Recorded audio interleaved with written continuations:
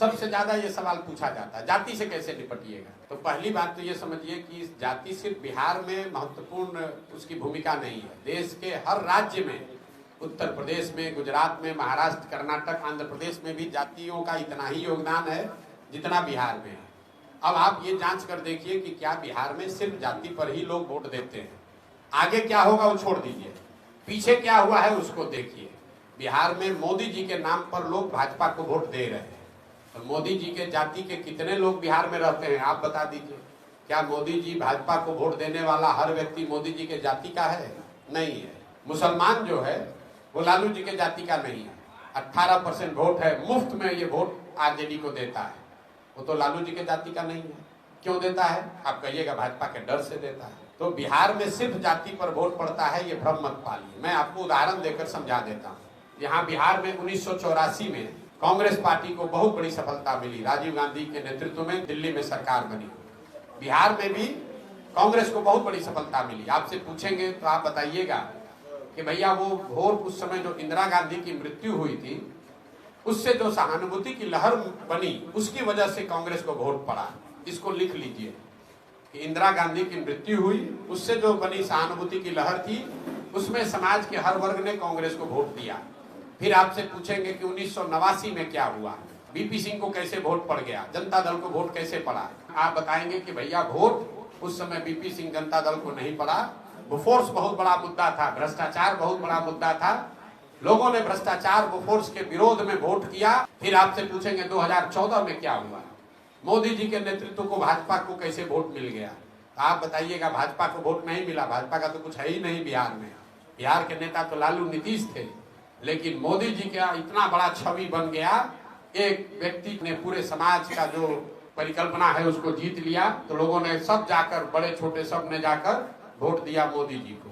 फिर पूछेंगे 2019 में क्या हुआ, आप बताइएगा भैया बहुत कांटे का लड़ाई था, लेकिन जो पुलवामा हुआ ना उसके बाद से सब लोग जाकर पुलवामा के नाम पर भाजपा को ही वोट दे दिया। ये चार चीज क्या बताती है? 84 एक घटना है, किसी बड़े व्यक्ति की मृत्यु और मृत्यु से उपजी हुई सहानुभूति की लहर।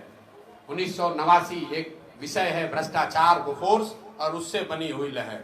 2014 एक व्यक्ति है मोदी और मोदी के द्वारा बनी हुई लहर।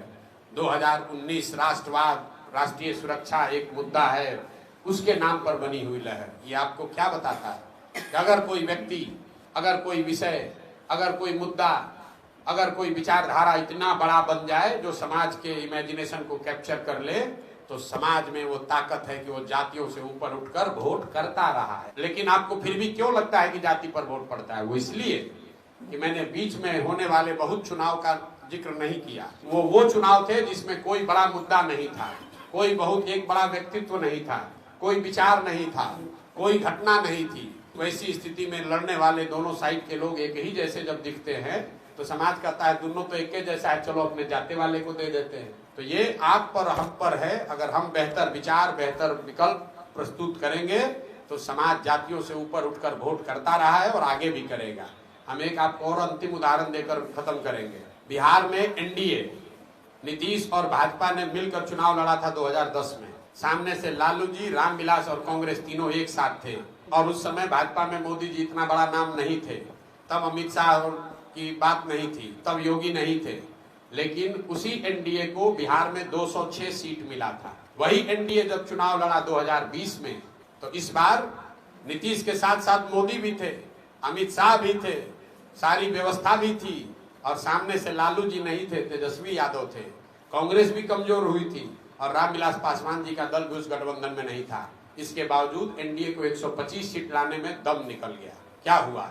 एनडीए को वोट देने वाली सारी जातियां बिहार छोड़कर चली गई?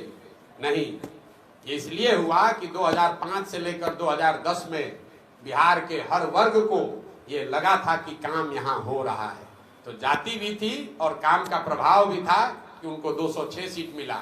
लेकिन उसी समीकरण से जब आप चुनाव लड़ने आए 2020 में, तो लोगों को लगा था कि आदमी ने काम नहीं किया है, तो सारा समीकरण धरा का धरा रह गया और 125 सीट आने में दम निकल गया। समाज को इतना बेवकूफ मत समझिए। 80% मुखिया पिछले चुनाव में अपना अपना चुनाव हारा है। तो जो मुखिया था सिटिंग, क्या उसके जाति के लोग पंचायत छोड़कर चले गए? क्या उनके पास पैसा कम था? लेकिन अगर उन्होंने काम नहीं किया तो उसको जनता ने हराया। 90% वार्ड सदस्य चुनाव अपना हारे। ये विधायकी में इसलिए नहीं हो रहा है कि लोगों के पास विकल्प नहीं था। जैसे ही विकल्प बनेगा तो लोग इनको झाड़ू मारकर बाहर निकालेंगे और आप देखिएगा 2025 में क्या होता है।